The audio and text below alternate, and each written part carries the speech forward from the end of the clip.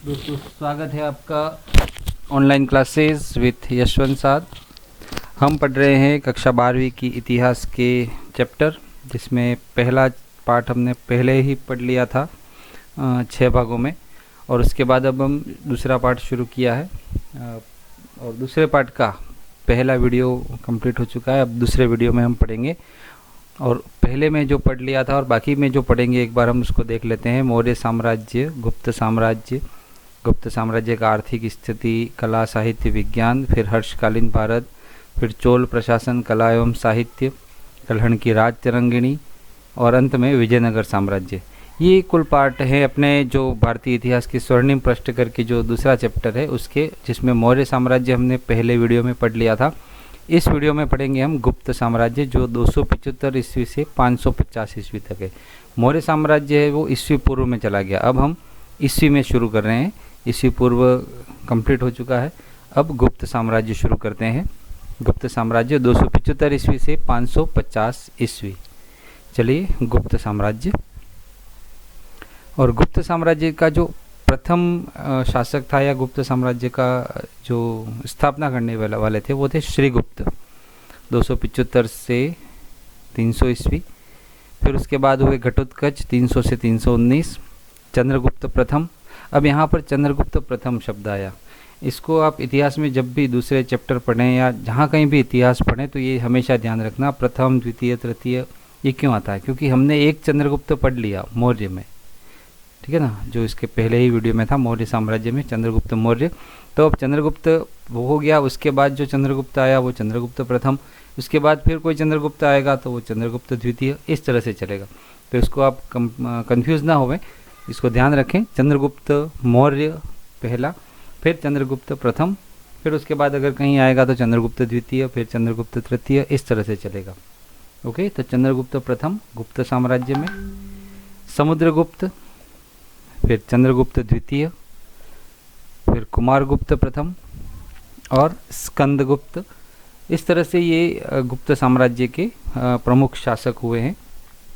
और इन सब को याद करने के लिए, जैसे गुप्त साम्राज्य के जितने भी शासक हुए इनको याद करने के लिए एक छोटा सा एक शब्द बनाया है, श्रीग चस चकुस।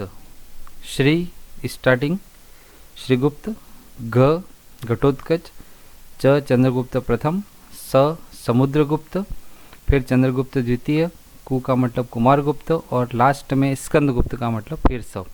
तो श्रीग चस चकुस हमको इतना याद रखना है। तो एक क्रम से हम इन सभी के नाम याद रख पाएंगे गुप्त साम्राज्य में जितने भी महत्वपूर्ण शासक हुए हैं। ओके, शुरू करते हैं। श्रीग चस चकुस, याद रखिएगा पूरे वीडियो के दरमियान। चलिए, ये है गुप्त साम्राज्य का विस्तार जो हम आपकी स्क्रीन पर देख पा रहे हैं। ये उत्तर में ये कश्मीर का इतना हिस्सा आ गया, फिर ये पाकिस्तान वाला हिस्सा आ गया, फिर ये गुजरात, ये महाराष्ट्र का कुछ हिस्सा, फिर इधर पश्चिम बंगाल और बांग्लादेश का आधा हिस्सा। इस तरह से ये उत्तर में ये नेपाल का हिस्सा, भूटान का हिस्सा, ये गुप्त साम्राज्य है जो उस समय था। इसके पहले हमने मौर्य साम्राज्य पढ़ा था जो काफ़ी उसका बृहद क्षेत्रफल था, लेकिन इसके बाद हमने देखा कि उसके शासक कुछ ज़्यादा पराक्रमी नहीं हुए, तो धीरे धीरे वो विखंडित हो गया। परंतु इसके बाद फिर कुछ शासक हुए, जैसे गुप्त साम्राज्य में ही, जिन्होंने फिर से भारत को एक करने का साहस किया और उस भारत को एक भी किया। चलिए, गुप्त साम्राज्य ये आपके दिमाग में बिठा लेना, ये इस तरह से इनका साम्राज्य विस्तार था गुप्त का। चलिए, गुप्त साम्राज्य। श्रीगुप्त स्टार्टिंग लगभग 275 ईस्वी से 300 ईस्वी तक। प्रभावती गुप्ता ने पुना ताम्र अभिलेख में श्रीगुप्त को गुप्त वंश के आदि राजा के रूप में कहा है। आदि यानी शुरुआत, आद्य शब्द जो आता है इसका मतलब होता है पहले। तो प्रभावती गुप्ता ने अपने पुना ताम्र अभिलेख में जो श्रीगुप्त हैं उनको आदि राज के रूप में, आदि राजा के रूप में कहा है। श्रीगुप्त ने महाराज की उपाधि धारण की थी। श्रीगुप्त जो हुए उन्होंने महाराज की उपाधि धारण की थी। वे स्वतंत्र शासक न होकर संभवतः किसी शासन के अंतर्गत सामंत थे, परंतु इन्होंने शुरुआत की थी अपने साम्राज्य की, वो स्वतंत्र न होकर के संभवतः किसी शासन के अंतर्गत सामंत थे। श्रीगुप्त थे वो सामंत थे, लेकिन गुप्त साम्राज्य के पहले जो आदि राजा के रूप में इनको जाना जाता है। अगले हुए हैं घटोत्कच 300 से 319 ईस्वी तक। लगभग 280 ईस्वी में श्रीगुप्त ने घटोत्कच को अपना उत्तराधिकारी बना दिया था। 280 ईस्वी में ही उन्होंने श्रीगुप्त ने घटोत्कच का अपना उत्तराधिकारी बना दिया था। प्रभावती गुप्ता और रिद्धपुर ताम्र अभिलेख के अनुसार, इसके पहले भी हमने ताम्र अभिलेख पढ़ा था जिसमें श्रीगुप्त को आदिराज के रूप में बताया था। तो यहाँ पर घटोत्कच के संबंध में भी प्रभावती गुप्ता और रिद्धपुर ताम्र अभिलेख के अनुसार घटोत्कच गुप्त वंश का प्रथम राजा बताया गया है। उसको आदि राजा बताया है श्रीगुप्त को, और घटोत्कच को प्रथम राजा बताया है। याद रखना, ये कन्फ्यूज़न क्रिएट करता है कि गुप्त साम्राज्य का प्रथम शासक, प्रथम राजा कौन था, आदि राज कौन था। तो प्रथम राजा बताया है घटोत्कच को और आदि राजा बताया है श्रीगुप्त को। अगले हुए हैं चंद्रगुप्त प्रथम 319 से 335 ईस्वी तक। यह घटोत्कच के उत्तराधिकारी और एक प्रतापी राजा थे।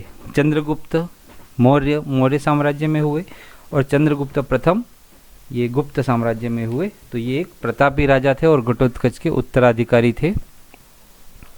इन्होंने प्रसिद्ध लिच्छवी कुल की कन्या कुमार देवी से विवाह किया था। ये जो लिच्छवी कुल है वो बौद्ध काल में बहुत प्रसिद्ध कुल हुआ करता था। तो उस लिच्छवी कुल की कन्या कुमार देवी से चंद्रगुप्त प्रथम ने शादी की थी। इन्होंने महाराजा धीराज की उपाधि धारण की थी। अब इसके पहले जो हमने पढ़ा था श्रीगुप्त, उन्होंने महाराज की उपाधि धारण की थी और चंद्रगुप्त प्रथम ने महाराजा धीराज की उपाधि धारण की है। ये याद रखना, श्रीगुप्त ने महाराज और चंद्रगुप्त प्रथम ने महाराजा धीराज। चंद्रगुप्त प्रथम ने एक संवत शुरू किया और उस संवत का नाम था गुप्त संवत, जो 319-20 ईस्वी के लगभग शुरू किया था और ये गुप्त संवत के नाम से जाना जाता है। चंद्रगुप्त प्रथम ने ये शुरू किया था संवत, जैसे विक्रम संवत होता है, हिजरी संवत होता है, ठीक है ना। इस तरह से गुप्त संवत भी है जो 319-20 ईस्वी में शुरू किया था। चंद्रगुप्त के बाद आता है समुद्रगुप्त, श्रीग ये चस। अब बाकी बचे 3 चकुस, ठीक है। श्रीग हो गया, श्रीगुप्त, घटोत्कच हो गया, चस यानी चंद्रगुप्त प्रथम और समुद्रगुप्त 335 ईस्वी से 375 ईस्वी तक। इनके दरबार में रहने वाले कवि हरिशेन ने प्रयाग प्रशस्ति लेख में समुद्रगुप्त विजय अभियानों का उल्लेख किया है। इनके दरबार में एक कवि रहते थे, कवि हरिशेन, और उन्होंने प्रयाग प्रशस्ति लेख में समुद्रगुप्त की विजय अभियान का उल्लेख किया। हरिशेन ने कौन से लेख में? प्रयाग प्रशस्ति लेख में। और किसकी विजय? तो समुद्रगुप्त की विजय का अभियान का उल्लेख किया है। यही प्रयाग प्रशस्ति अभिलेख अशोक के स्तंभलेख के ऊपर ही उत्कीर्ण है। अशोक का जो स्तंभलेख है उसी के ऊपर उन्होंने उत्कीर्ण किया है प्रयाग प्रशस्ति अभिलेख। तो ये भी प्रश्न बन सकता है कि प्रयाग प्रशस्ति लेख कहाँ उत्कीर्ण है? तो ये अशोक के स्तंभलेख के ऊपर ही उत्कीर्ण है। समुद्रगुप्त ने अपनी विजयों की घोषणा हेतु अश्वमेध यज्ञ करवाया और सिक्कों पर अश्वमेध पराक्रम लिखवाया। अश्वमेध यज्ञ उस जमाने में ये किया जाता था कि किसी घोड़े को छोड़ दिया जाता था और उस घोड़े के ऊपर एक लेख लिख दिया जाता कि जो भी इस घोड़े को पकड़ेगा उसको उस राजा से युद्ध करना पड़ेगा, और जो नहीं पकड़ेगा वो घोड़ा घूम करके वापस आ जाता था, तो वो उस साम्राज्य का अधिपति होता था। तो इस तरह से समुद्रगुप्त ने अश्वमेध यज्ञ करवाया और उस अश्वमेध यज्ञ के बाद सिक्कों पर अश्वमेध पराक्रम भी लिखवाया था। उसने जो सिक्के जारी किए थे उसमें अश्वमेध पराक्रम लिखवाया था। इलाहाबाद उत्तर प्रदेश में विद्यमान प्रयाग स्तंभलेख गुप्त काल का प्रमुख ऐतिहासिक स्रोत है। जैसे हमने मौर्य काल में देखा था तो जो चाणक्य की लिखी हुई किताब थी अर्थशास्त्र इंडिका, ये मौर्यों के लिए इतिहास के लिए बहुत इम्पोर्टेंट थे। ठीक वैसे ही गुप्त साम्राज्य के लिए जो उत्तर प्रदेश में प्रयाग स्तंभलेख है वो ऐतिहासिक स्रोत है। आगे बढ़ते हैं समुद्रगुप्त के बारे में। प्रयाग स्तंभलेख में राज्याभिषेक, दिग्विजय और व्यक्तित्व पर विशेष प्रकाश डाला गया है। इस पर अधिकारियों के नाम हैं, शासन व्यवस्था भी मिलती है। जो प्रयाग स्तंभलेख है उसमें राज्याभिषेक, दिग्विजय, जो जहाँ भी विजय की और किसी का व्यक्तिगत जो विवरण है वो भी लिखा गया है। अधिकारियों के नाम हैं, शासन व्यवस्था, ये सब में लिखी गई है। उस समय अलंकारिक संस्कृत भाषा, अलंकारिक किसी को संवारने सजाने के लिए जो उपयुक्त साधन है वो है अलंकार। तो संस्कृत भाषा उस समय प्रचलित थी और अलंकारिक संस्कृत भाषा थी। ब्राह्मी लिपि थी, लिखने की जो कला है, जो तरीका है, और लिपि कहलाता है। तो ब्राह्मी लिपि थी और चंपू शैली साहित्य की प्रगति का प्रतीक था। उस समय गुप्त काल में अलंकारिक संस्कृत भाषा, ब्राह्मी लिपि और चंपू शैली साहित्य की प्रगति का प्रतीक था। प्रयाग प्रशस्ति में समुद्रगुप्त को कविराज के रूप में बताया गया है। जैसे भी हमने देखा, प्रयाग स्तंभलेख में व्यक्तित्व पर विशेष प्रकाश डाला गया है, तो समुद्रगुप्त के बारे में कविराज लिखा गया है। गायन और संगीत में दक्षता भी है। गुरु, तंबरू और नारद को लज्जित करने वाला लिखा है। लाख गायों का दानी लिखा है। उच्च कोटि का विद्वान और विद्या का संरक्षक एवं धर्म का प्राचीर कहा गया है। ये सब उसके व्यक्तिगत विवरण उस प्रयाग स्तंभलेख में लिखे गए हैं। एरण अभिलेख में उसे पराक्रम और विजय का स्रोत कहा गया है। समुद्रगुप्त को एरण अभिलेख में पराक्रम और विजय का स्रोत कहा गया है। श्रीलंका के राजा मेघवर्मन ने कुछ उपहार भेजकर समुद्रगुप्त से गया में एक बौद्ध मंदिर बनवाने की अनुमति मांगी थी। ऐसा उस प्रयाग स्तंभलेख में लिखा है कि जो श्रीलंका है उस समय, जिसको सिंहल द्वीप कहते थे, तो वहाँ के राजा थे मेघवर्मन, और उन्होंने समुद्रगुप्त से अनुमति मांगी थी गया में, जिसको हम बोध गया कहते हैं, बिहार में है, प्रसिद्ध जगह है। तो वहाँ पर एक बौद्ध मंदिर बनवाने की अनुमति मांगी थी श्रीलंका के राजा ने। समुद्रगुप्त के साम्राज्य में कश्मीर, पश्चिमी पंजाब, पश्चिमी राजपूताना, सिंध, गुजरात के अतिरिक्त शेष सारा भारत सम्मिलित था। केवल इतने भाग नहीं थे। कौन से नहीं थे? कश्मीर नहीं था, हमने मैप में देखा था। पश्चिमी पंजाब नहीं था, पश्चिमी राजपूताना नहीं था, सिंध और गुजरात का कुछ भाग नहीं था। बाकी संपूर्ण भारत सम्मिलित था समुद्रगुप्त के साम्राज्य में। समुद्रगुप्त ने भारत में एक नए युग की स्थापना की और भारत को राजनीतिक एकता के सूत्र में बांधा। सबसे पहले ये काम मौर्यों ने किया था। मौर्यों के बाद जब वापस फिर बिखर गया, तब ये काम की शुरुआत की समुद्रगुप्त ने। समुद्रगुप्त की विजय, कहाँ कहाँ उसने युद्ध किए और विजय प्राप्त की। समुद्रगुप्त एक महान शासक था, सेनापति थे, कूटनीतिज्ञ थे, बहुआयामी मल्टी डायमेंशनल, जैसे हम पढ़ते हैं ना 2D, 3D, 4D, तो ये मल्टी डायमेंशन थे। बहुत सारी प्रतिभाएं थी उनमें, जैसे संगीत में, कला में रुचि तो थी, साथ में शासक, अच्छे शासक थे, अच्छे सेनापति थे, कूटनीतिज्ञ थे। तो बहुआयामी प्रतिभा के साथ यथार्थवादी व्यक्तित्व था, यथार्थवादी, व्यावहारिक थे ये। उसके दरबारी कवि और महासंधि विग्रहक हरिशेन ने प्रयाग प्रशस्ति लिखा है, हमने पहले ही पढ़ा था। हरिशेन ने, कवि हरिशेन जो हुए हैं उन्होंने, और उनको एक पद भी दिया हुआ था महासंधि विग्रहक हरिशेन को, तो उन्होंने प्रयाग प्रशस्ति लिखा और वो अशोक के जो स्तंभलेख है उस पर लिखा गया है। सबसे पहले समुद्रगुप्त ने 2 चरण में आर्यवर्त पर सैनिक अभियान किए। गंगा यमुना दोआब को आर्यवर्त कहा जाता था। दोआब यानी 2 नदियाँ, गंगा यमुना का जो क्षेत्र है, 2 चरण में सैनिक अभियान किए। 9 राजा रुद्रदेव, मतिल, नागदत्त, चंद्रवर्मन, गणपति, नाग, नागसेन, अच्युत, नंदी और बलवर्मा को पराजित करके राज प्रसबोद्धरण नीति के तहत अपने साम्राज्य में मिला दिया। उसने कई अलग अलग नीतियां हर राजा के लिए अपनाई थी। राज प्रसबोद्धरण नीति का मतलब हुआ कि इनको समूल अपने राज्य में मिला लिया। फिर दक्षिण के 12 राज्य थे, कौशल, महाकांतर, कोरल, कोट्टूर, पिष्टुपुर, एरनपल्ली, कांची, अवमुक्त, वेंगी, पल्लक, देवराष्ट्र, कुस्थलपुर को पराजित किया और ग्रहण मोक्षानुग्रह नीति, ग्रहण एक बार ले लेना, फिर मोक्ष देना यानी इसको वापस छोड़ देना, अनुग्रह यानी अपनी कृपा देना, अनुग्रह, ग्रहण मोक्षानुग्रह नीति के तहत मुक्त कर दिया। एक बार जीता फिर उसको वापस मुक्त कर दिया, ग्रहण मोक्षानुग्रह नीति।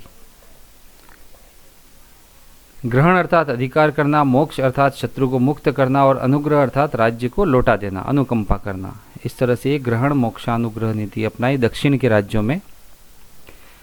और ये दक्षिण के राज्यों में ये नीति अपनाने के पीछे कारण ये भी था कि इतना बड़ा साम्राज्य फिर उसको संभाल पाना भी शायद मुश्किल होता रहा होगा, क्योंकि उस समय न तो इतनी टेक्नोलॉजी थी न कुछ नहीं, तो इतनी दूर दराज में कंट्रोल भी किस तरह से रखना ये शायद हो सकता है, वरना जीत करके लौटा देना तो। पर फिर भी उन्होंने ये काम किया। मध्य भारत के आठवीं को भी परास्त किया और अपना भृत्य बनाया। भृत्य का मतलब होता है जैसे नौकर या सेवक। तो मध्य भारत के राजा को भी पराजित किया और उसको अपना नौकर बनाया। सीमांत प्रदेशों ने भयभीत होकर के अधीनता स्वीकार कर ली, और जो दूर दराज के क्षेत्र थे उन्होंने समुद्रगुप्त से भयभीत होकर के उसकी अधीनता स्वीकार कर ली। सीमांत प्रदेशों के साथ सर्वदानाज्ञाकरण प्राणायाम की नीति का अवलंबन किया। देखिए 2-3 नीतियां आ गई। अब सीमांत प्रदेशों के साथ उन्होंने सर्वदानाज्ञाकरण प्राणायाम की नीति अपनाई। सर्वदानाज्ञाकरण, ये देवपुत्र, शाही, शाहनुशाही, शकमरुंड और सिंहल, ये सिंहल श्रीलंका आदि विदेशी शासकों ने समुद्रगुप्त से भयभीत होकर के मैत्री याचना की। उन्होंने दोस्ती का निवेदन किया कि भाई युद्ध हमसे मत कीजिएगा।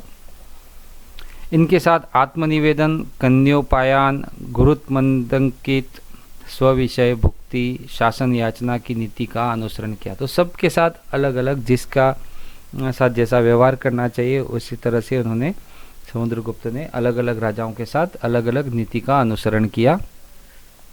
इस प्रकार समुद्रगुप्त ने भारत के बहुत बड़े भूभाग को अपने अधीन करके एक किया। स्मिथ ने समुद्रगुप्त को भारत का नेपोलियन कहा है। नेपोलियन जो विदेशी था और वो उसने कई को जीता दिमाग से, मतलब कूटनीति से, कई तरीके से। तो इस तरह से समुद्रगुप्त में भी ये सब खूबियाँ रही होंगी, इसलिए स्मिथ ने समुद्रगुप्त को भारत का नेपोलियन कहा है। भारत का नेपोलियन किसे कहा है? समुद्रगुप्त को। भारत का नेपोलियन समुद्रगुप्त को किसने कहा है? तो स्मिथ ने कहा है। श्रीग चस चगुस, अब चंद्रगुप्त द्वितीय, फिर कुमारगुप्त और लास्ट में आएंगे स्कंदगुप्त। चंद्रगुप्त द्वितीय 375 ईस्वी से 412 ईस्वी।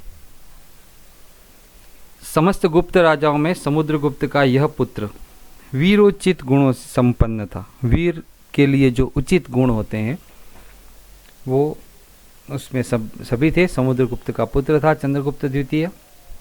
अब यहाँ पर कुछ चीज़ें और भी याद रख सकते हैं। चंद्रगुप्त प्रथम, फिर समुद्रगुप्त और चंद्रगुप्त द्वितीय, यानी इनके पिता का नाम भी चंद्रगुप्त और इनके पुत्र का नाम भी चंद्रगुप्त।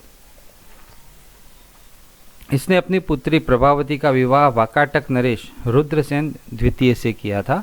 चंद्रगुप्त द्वितीय ने अपनी पुत्री प्रभावती का विवाह वाकाटक के राजा थे रुद्रसेन द्वितीय, उनसे किया था। रुद्रसेन की मृत्यु के बाद अप्रत्यक्ष रूप से वाकाटक राज्य को अपने राज्य में मिला लिया और उज्जैन को अपनी दूसरी राजधानी बनाई। चंद्रगुप्त द्वितीय ने क्या किया? अपनी पुत्री का विवाह वहाँ रुद्रसेन के साथ कर दिया, पर रुद्रसेन की जब मृत्यु हो गई तो उस वाकाटक राज्य को अपने राज्य में मिला लिया और उज्जैन को अपनी दूसरी राजधानी बनाई चंद्रगुप्त द्वितीय ने। चीनी यात्री फायान इसी के काल में भारत आया था। ये याद रखने लायक बात है कि चंद्रगुप्त द्वितीय के समय चीनी यात्री फायान आया था। ठीक है, इसके बाद ह्वेनसांग आएगा, तो उसको याद रखने के लिए मैं आपको बता दूं, ह्वेनसांग आधा ह से उसका नाम शुरू होता है, तो वो आया था हर्ष के समय, तो वो याद रखने के लिए ठीक रहेगा। हर्ष के समय आया ह्वेनसांग और चंद्रगुप्त द्वितीय के समय आया चीनी यात्री फायान। इसके दरबार में कालिदास और अमर सिंह जैसे विद्वान रहते थे। कालिदास को सभी जानते हैं, जिन्होंने बहुत सारे काव्य लिखे हैं, बहुत सारे ग्रंथ लिखे हैं, महाकवि थे वो। और साथ में अमर सिंह का नाम अपने इस चैप्टर में कई बार आएगा, तो आप याद रखिएगा। चंद्रगुप्त द्वितीय के दरबार में अमर सिंह थे और कालिदास थे। शकों को पराजित करने की स्मृति में इसने चांदी के विशेष सिक्के जारी किए थे। शकों के जो आक्रमण हुए थे, शक, हूण, कुषाण, कई दूसरे विदेशियों ने आक्रमण किए, तो उस समय चंद्रगुप्त द्वितीय ने शकों को पराजित किया और उनको पराजित करने की स्मृति में चांदी के विशेष सिक्के जारी किए थे चंद्रगुप्त द्वितीय ने। इसने वैवाहिक संबंधों से अपनी स्थिति को सुदृढ़ किया, जैसे नागवंश की कुबेर नागा और वाकाटक वंश के रुद्रसेन द्वितीय से अपनी पुत्री प्रभावती का विवाह किया। जैसे हमने थोड़ी देर पहले ही देखा था कि वाकाटक नरेश जो थे उनसे रुद्रसेन से अपनी पुत्री प्रभावती थी, उनका विवाह किया था। और जब रुद्रसेन की मृत्यु हो गई तो वाकाटक को अपने राज्य में शामिल कर लिया था। और ऐसे ही नागवंश की कुबेर नागा से भी विवाह संबंध स्थापित किए। तो कुल मिलाकर के उनमें अलग अलग तरह से किस तरह से प्रभावित करना है और किस तरह से राज्यों को अपने अंदर शामिल करना है, ये सभी नीतियाँ थी। इसने गुप्त साम्राज्य को अरब सागर तक बढ़ाया और सौराष्ट्र प्रायद्वीप को विजित किया। अरब सागर जो हमारे इधर गुजरात के उधर पड़ता है पास में, तो वहाँ तक साम्राज्य को बढ़ाया और सौराष्ट्र प्रायद्वीप को जीता था। पश्चिमी भारत के शकों को पराजित किया और शक राष्ट्र शासक रुद्रसेन तृतीय को हराया। एक देखो यहाँ पर वाकाटक वंश के रुद्रसेन द्वितीय थे जो यहीं के थे, और शक शासक थे ये रुद्रसेन तृतीय थे, उनको हराया। हुणों की सक्रियता को देखते हुए उत्तर पश्चिम के गणराज्यों को विलय कर लिया था। मैंने भी कहा था कि शक, हुण, कुषाण इन सब का आक्रमण होते रहते थे। तो हुण जो आक्रमण कर रहे थे उस समय उनको देखते हुए उत्तर पश्चिम के जितने भी गणराज्य थे उनको अपने साम्राज्य में शामिल कर लिया चंद्रगुप्त द्वितीय ने। महरौली अभिलेख के अनुसार पश्चिम में बाहलिक, बैक्ट्रिया और पूर्व में बंगाल तक अपनी सत्ता का विस्तार किया। महरौली जो अभिलेख है उसके अनुसार पश्चिम में बाहलिक, बैक्ट्रिया तक और पूर्व में बंगाल तक अपना साम्राज्य फैलाया था चंद्रगुप्त द्वितीय ने। उज्जैन को दूसरी राजधानी बनाने से समुद्री व्यापार और गुजरात के संसाधनों में भी वृद्धि हुई। उज्जैन को दूसरी राजधानी कब बनाई थी? तो जब ये रुद्रसेन द्वितीय की मृत्यु हुई और उसका साम्राज्य, वाकाटक वंश का साम्राज्य अपने में शामिल किया, तब उन्होंने उज्जैन को दूसरी राजधानी बनाया था। और उज्जैन को जब दूसरी राजधानी बनाई तो समुद्री व्यापार और गुजरात के संसाधनों में वृद्धि हुई थी। ये थे चंद्रगुप्त द्वितीय। आगे बढ़ते हैं। कुमारगुप्त प्रथम 412 ईस्वी से 455 ईस्वी तक। यह चंद्रगुप्त द्वितीय का पुत्र था। चंद्रगुप्त प्रथम का पुत्र थे समुद्रगुप्त, समुद्रगुप्त के पुत्र थे चंद्रगुप्त द्वितीय, और चंद्रगुप्त द्वितीय के पुत्र हुए कुमारगुप्त प्रथम 412 ईस्वी से 455 ईस्वी। ये अब हम अंतिम च, कु और स लास्ट एक बचता है उसमें आ गए। तो कुमारगुप्त प्रथम चंद्रगुप्त द्वितीय का पुत्र था। इसने बड़ी संख्या में मुद्राएं जारी करवाई। मुद्राएं बड़ी संख्या में, बहुत बड़ी संख्या में कुमारगुप्त प्रथम ने मुद्राएं जारी करवाई और चांदी के विशेष सिक्के जारी करवाए थे। इसके पहले हमने जो शासक पढ़ा था चंद्रगुप्त द्वितीय, उन्होंने बयाना मुद्रा भांड से कुमारगुप्त की लगभग 623 मुद्राएं मिलती हैं। ये हमने पहले पार्ट में देखा था, जो पुरातात्विक जो चीज़ें मिली हैं हमको इतिहास संबंध में, तो ये बयाना मुद्रा भांड हमने पहले पार्ट में पढ़ा था। तो कहीं ना कहीं हमारे जो पार्ट हैं वो भी एक दूसरे से जुड़े हुए हैं। तो पहले पार्ट को हमने जब पढ़ा तो उनकी कुछ बातों को हमें ज़रूर, जो विशेष बातें हैं उनको, वैसे पूरा पार्ट याद रखना चाहिए, तभी एक के बाद एक क्रमबद्ध हम इससे जुड़ते जाएंगे। ह्वेनसांग ने कुमारगुप्त का नाम शक्रादित्य बताया। अब ह्वेनसांग यहाँ था नहीं, ठीक है ना, ह्वेनसांग तो बाद में आया था, पर उन्होंने कुमारगुप्त का नाम शक्रादित्य बताया। स्कंदगुप्त के भीतरी स्तंभलेख के अनुसार कुमारगुप्त को अंतिम समय में पुष्यमित्र जातियों से विद्रोह का सामना करना पड़ा था। ये स्कंदगुप्त अभी आया नहीं है, पर उन्होंने जो लिखा उनके भीतरी स्तंभलेख के अनुसार कुमारगुप्त को अंतिम समय में पुष्यमित्र जातियों से विद्रोह का सामना करना पड़ा था और यहीं से गुप्त साम्राज्य विघटन की ओर अग्रसर हुआ। संभवतः नालंदा विश्वविद्यालय का संस्थापक कुमारगुप्त ही था। अब देखिए, ये पहले हमने पहले की वीडियो में बताया था कि तक्षशिला था, तक्षशिला के बाद नालंदा आया। तो तक्षशिला था मौर्य साम्राज्य के समय, जब आचार्य चाणक्य जो थे वो तक्षशिला विश्वविद्यालय के से संबंधित थे।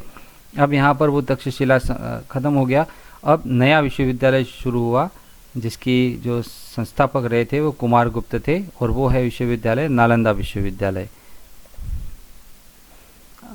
अगला जो गुप्त सम्राट हैं वो है स्कंदगुप्त 455 ईस्वी से 467 ईस्वी तक।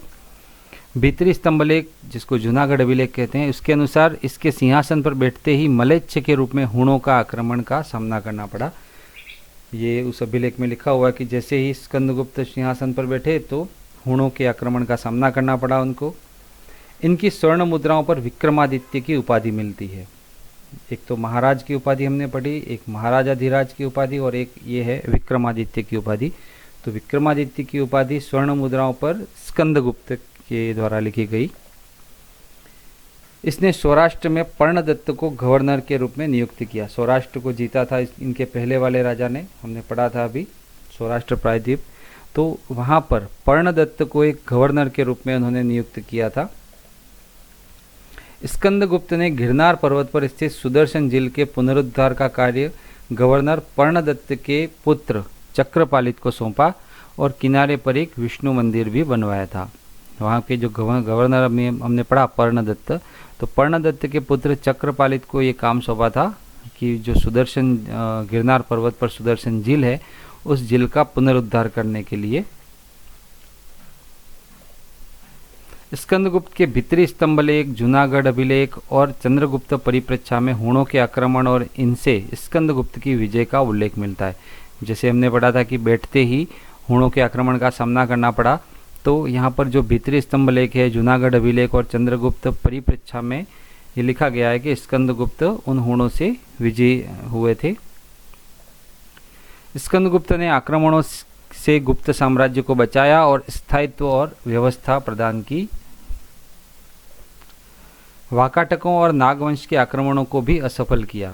उसके पहले तो हमने देखा था कि वाकाटक और नागवंश से उनके पहले के राजा ने संबंध स्थापित किए थे और अच्छे संबंध रहे, साम्राज्य में मिलाया, परंतु अब धीरे धीरे हमने देखा कि ये साम्राज्य क्षीण होता जा रहा है, तो वाकाटक और नागवंशों ने भी आक्रमण किए पर उनको भी स्कंदगुप्त ने असफल किया। इसके शौर्य का प्रमाण यह है कि अनेक विपत्तियों के होते हुए भी बंगाल की खाड़ी से अरब सागर तक विस्तृत साम्राज्य को अक्षुण्ण रखा। इतनी तकलीफें पड़ने के बाद भी उन्होंने साम्राज्य को, बंगाल की खाड़ी से अरब सागर तक जो साम्राज्य था उसको अक्षुण्ण रखा, उसको बिगड़ने नहीं दिया, टूटने नहीं दिया। उसने साम्राज्य को प्रांतों में बांटा और योग्य प्रांतपतियों की नियुक्ति की जो पूर्ण रूप से प्रजाहित को महत्व देते थे। जैसे हमने अशोक के समय में देखा था केंद्रीय शासन और प्रांतीय शासन, ठीक वैसे ही स्कंदगुप्त ने भी साम्राज्य को प्रांतों में बांटा और प्रांतपति बनाए जिससे प्रजाहित बना रहे। वह प्रजापालक थे, उदार थे और धर्म सहिष्णु थे। अब यहाँ पर वापस स्कंदगुप्त के समय ये बातें आती हैं जो अशोक में पढ़ी थी हमने। प्रजापालक थे, उदार थे और धर्म सहिष्णु थे। उनकी मृत्यु के साथ गुप्त साम्राज्य विघटन और विभाजन की दिशा में अग्रसर हुआ। जब उनकी मृत्यु हो गई तो गुप्त साम्राज्य विघटन की ओर और विभाजन की ओर बढ़ा और धीरे धीरे ये गुप्त साम्राज्य फिर खत्म हो जाता है आगे। अभी हमने एक झील के बारे में पढ़ा था, पर्णदत्त, चक्रपालित, ये सब नाम पढ़े थे। अब उस झील को पढ़ते हैं, सुदर्शन झील। रुद्रदामन का जूनागढ़ अभिलेख के अनुसार चंद्रगुप्त मौर्य के सौराष्ट्र प्रांत के गवर्नर वैश्य पुष्यगुप्त के द्वारा जन कल्याण के लिए इस झील का निर्माण करवाया था। आप इस झील के बारे में ध्यान रखिएगा, किसने बनाया, किसने पुनरुद्धार किया और फिर एक बार और पुनरुद्धार होता है। तो सबसे पहले इस झील को बनाने का काम किया था चंद्रगुप्त मौर्य के सौराष्ट्र प्रांत के जो गवर्नर थे वैश्य पुष्यगुप्त ने निर्माण करवाया था। यहाँ पर भी गवर्नर है, फिर अभी हमने जो पढ़ा था उसमें भी गवर्नर है, तो दोनों गवर्नर ने ये काम किया, परंतु निर्माण का कार्य चंद्रगुप्त मौर्य के समय हुआ और उस समय गवर्नर थे पुष्यगुप्त। उन्होंने इसका निर्माण करवाया था सुदर्शन झील का चंद्रगुप्त मौर्य के समय। बाद में रुद्रदामन द्वारा इसकी मरम्मत करने का भी उल्लेख है। रुद्रदामन जो हुए राजा, उन्होंने भी इसका मरम्मत किया। स्कंदगुप्त के जूनागढ़ अभिलेख के अनुसार वर्षा से टूटी हुई झील का पुनर्निर्माण सौराष्ट्र प्रांत के राज्यपाल पर्णदत्त, अभी हमने गवर्नर पढ़ा था, पर्णदत्त के पुत्र और गिरनार के प्रशासक चक्रपालित ने कराया। अभी ये जो वापस उस टूटी हुई झील का मरम्मत स्कंदगुप्त के समय हुई और वो भी राज्यपाल या गवर्नर पर्णदत्त। और यहाँ पर भी प ही नाम आता है, इसके लिए याद रखने के लिए हमारे ठीक रहेगा। चंद्रगुप्त मौर्य के समय पुष्यगुप्त और स्कंदगुप्त के समय पर्णदत्त।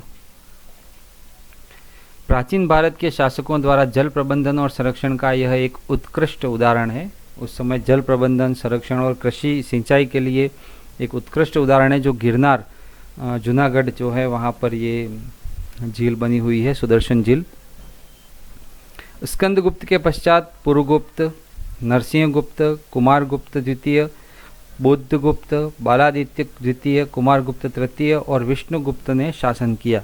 पर इन्होंने जो शासन किया वो हमने उसी समय देखा था, स्कंदगुप्त के समय ही धीरे धीरे वो जो साम्राज्य वो क्षीण होता गया था। तो ये राजा हुए, इसके बाद ये पुरुगुप्त, नरसिंहगुप्त, कुमारगुप्त द्वितीय, बुद्धगुप्त, बालादित्य द्वितीय, कुमारगुप्त तृतीय और विष्णुगुप्त। परंतु अब धीरे धीरे ये साम्राज्य अब टूट रहा था। बंगाल के गौड़ों ने अंतिम रूप से गुप्त साम्राज्य को समाप्त किया। बंगाल के जो गौड़ थे उन्होंने गुप्त साम्राज्य को अंतिम रूप से समाप्त किया। गुप्तों के पतन का मूल कारण केंद्रीय शक्ति का दुर्बल होना था, क्योंकि स्कंदगुप्त तक तो हमने देखा था कि जैसे तैसे उन्होंने आक्रमणों से बचाया और अक्षुण्ण रखा था, परंतु इसके बाद ये जितने राजा हुए वो केंद्रीय शक्ति उनकी थोड़ी दुर्बल रही होगी, जिसकी वजह से बंगाल के घोड़ों ने अंतिम रूप से गुप्त साम्राज्य को समाप्त कर दिया था। हमने जो इस वीडियो में गुप्त साम्राज्य पढ़ा एक बार फिर से देख लेते हैं। श्रीगुप्त, घटोत्कच, चंद्रगुप्त प्रथम, समुद्रगुप्त, चंद्रगुप्त द्वितीय, कुमारगुप्त प्रथम और स्कंदगुप्त। और इनको याद रखने का तरीका मैंने बताया था आपको, श्रीग, चस, चकुस। श्री यानी श्रीगुप्त, घ यानी घटोत्कच, च यानी चंद्रगुप्त प्रथम, स यानी समुद्रगुप्त, फिर चंद्रगुप्त द्वितीय, फिर कुमारगुप्त प्रथम और अंत में स्कंदगुप्त। और उसके बाद भी कुछ राजा हुए पर वो ज़्यादा समय तक नहीं टिके और बंगाल के घोड़ों ने फिर गुप्त साम्राज्य का अंत कर दिया। तो दोस्तों, आपको वीडियो कैसा लगा? कमेंट, लाइक, शेयर, और अभी तक आपने सब्सक्राइब नहीं किया है तो ज़रूर सब्सक्राइब करें ताकि आपके अध्ययन निरंतर रूप से चलता रहे। वीडियो को ध्यान से देखा, आभार।